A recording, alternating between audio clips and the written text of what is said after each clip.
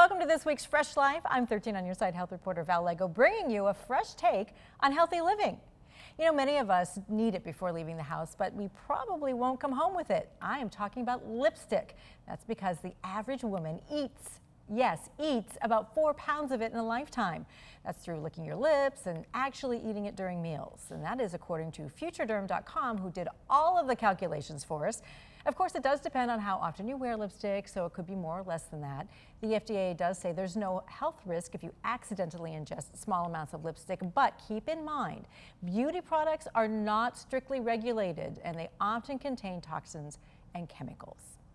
It is fall. Everybody's going crazy for pumpkin spice, but we're getting nutty with Acorns. So I called in the expert, my good friend Lisa Rose, an herbalist and forager and author of 3 great books.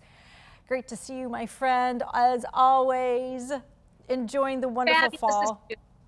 Okay. Beautiful fall, and acorns are falling left and right from the tree right now. We talk about foraging them, but not too much to do when it comes to foraging acorns. We've not yet been together on the foraging adventure for acorns, but right now you might notice a surplus of acorns in your gardens, driveways, and sidewalks. Yes, we've been hearing people talk about how they think there's even more this year than last year, but why are they so good for us? Well, acorns have been used as a food for thousands of years, and in North America specifically, our indigenous peoples have counted on them as a carbohydrate for the winter season and into the spring before the gathering and the planting. Yeah, they're good for your belly, they're good for gut health, they've got a lot of protein in them, and you know, you've got a great acorn bread recipe for us. I really do. I've putzed around with the acorns quite a bit over the years, and the acorn as a nut can be used in many different ways. As a flour, first you need to leach the nut in water, cold water to leach the tannins from it. It's a bitter nut. So once the nut is bleached, dried in a dehydrator, and then ground up as flour, it can be used to make bread. It can be used to brew coffee, similar to chicory coffee. And then also very delicious in other recipes that require pastas, flours for pastas, and cakes, and delicious cookies. Yeah, it takes a little bit of patience to get through it, but you know, so do all good things. I do love the fact that you touched on the coffee, because I hear that's a really big trend now. Is that acorn coffee?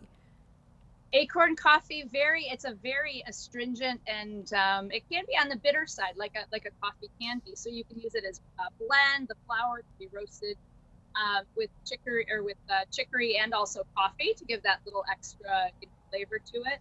But you do want to soak the nuts, and you want to gel them and dry them. Soaking them again brings out the tannins, and don't eat them straight out of the shell raw. They're not almonds. So it would be a surprise if you didn't go through the entire laborious process. But honestly, supply chain shortages don't have anything on me or the squirrels. We'll be set this winter. Oh my gosh, you always make foraging fun, Lisa. It's great to see you again. And if you would like to learn more about Lisa, hey, she's got 3 great books out that you can learn more about foraging and eating from your own backyard. You can get them on Amazon.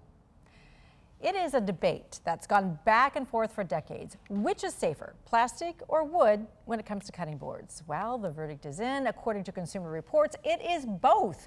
Just make sure to sanitize each one after use with diluted bleach. That's the most important part. And as always, use separate boards for meat and poultry and fruits and veggies. So grab your favorite board and chop till your heart's content.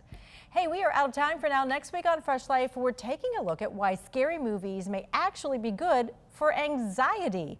I know it seems a little odd, but there's actually science behind it. Well, thanks so much for joining me. You can catch a new episode of Fresh Life every Sunday at noon right here on the 13 on Your Side YouTube channel. Until then, keep it healthy, keep it fresh.